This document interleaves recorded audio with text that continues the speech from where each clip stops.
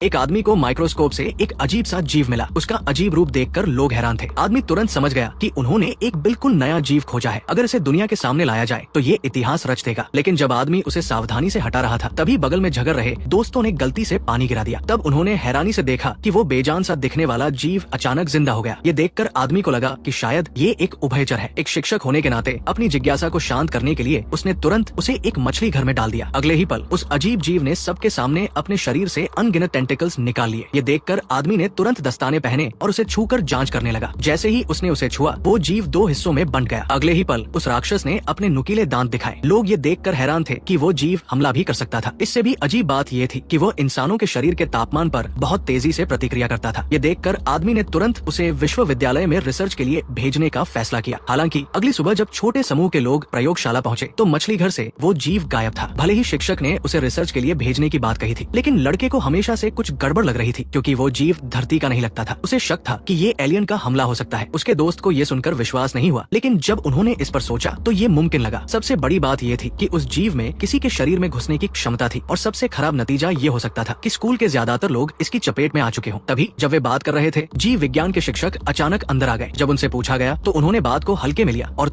जो छात्र भागने की कोशिश कर रहा था उस पर उन्होंने हमला भी कर दिया। तब उन लोगों को पता चला कि उनके सामने वाला शिक्षक अब इंसान नहीं रहा। उन्होंने तुरंत आत्मरक्षा के लिए हथियार उठा लिए, लेकिन उन्होंने शिक्षक के अंदर मौजूद राक्षस की ताकत को कम करके आंका था, और वे जल्द ही हारने लगे। जब वे हारने वाले थे तभी अचानक वो राक्षस उत्तेजित हो गया। वो सबके सामने जमीन पर गिरकर झाग में बदल गया। लोगों को तुरंत एहसास हुआ कि ये जगह उस राक्षस का अड्डा बन चुकी है, इसलिए उन्होंने कुछ न होने का दिखावा किया और जल्दी से वहाँ से भाग गए। अगर किसी को पता चल जाता तो वे तुरंत उस राक्षस के हमले का शिकार हो जाते। गनीमत रही कि वे लोग काफी तेज थे और राक्षस के अड्डे से बचकर निकल गए। लेकिन जल्द ही एक बहादुर लड़के को एहसास हुआ कि सिर्फ स्कूल ही नहीं बल्कि पूरा शहर इसकी चपेट में आ चुका है। बिना देर किए उसने तुरंत घर की ओर गाड़ी दौड़ाई, क्योंकि बाहर की दुनिया अब सुरक्षित नहीं थी। उससे लड़ने के लिए उन्हें उस राक्षस की सच्चाई जाननी थी। बहादुर लड़के ने उसकी पूंछ का एक टुकड़ा काटा और उसे एक सफेद चूहे के पिंजरे में डाल दिया। फिर उसने ड्रॉपर से उस पर एक बूंद पानी डाला। अगले ही पल वो जीव सीधे सफेद चूहे के शरीर में चला गया। उसकी परजीविता को समझने के लिए उस लड़के को मजबूर होकर सफेद चूहे को मारना पड़ा। इसके बाद उसने चीरफाड़ करके उस जीव को सफेद चूहे के शरीर में पाया। इससे ये पता चला कि वह परजीवी बनकर जिंदा रहता था। सबको और भी हैरानी तब हुई जब पता चला कि सफेद चूहे के शरीर का सारा पानी सोख लिया गया था। इससे ये भी पता चला कि वो जीव मूत्रवर्धक दवा से इतना क्यों डरता था। अगर उसके शरीर का सारा पानी निकाल दिया जाए तो वो ज्यादा देर तक जिंदा नहीं रह पाएगा। अब सबको बचाने का एक ही तरीका था, उस जीव की माँ को ढूंढना। उन लोगों ने तुरंत फैसला किया और गाड़ी से स्कूल गए। उस रात वहाँ एक बड़ा उत्सव होने वाला था, जो उस राक्षस के लिए पूरे शहर को निगलने का एक अच्छा मौका था, और उन लोगों के लिए ये माँ को ढूंढने और उसे खत्म करने का भी एक बेहतरीन मौका था। जल्द ही उन्हें प्रिंसिपल मिल गई। बातचीत से वे दोनों उसे स्कूल के चर्च में ले गए। इससे पहले कि प्रिंसिपल कोई प्रतिक्रिया दे पाती, उन लोगों ने तुरंत उन पर काबू पा लिया। लड़की ने तुरंत उन पर दवा छिड़की और आखिरकार उस माँ को मार गिराया।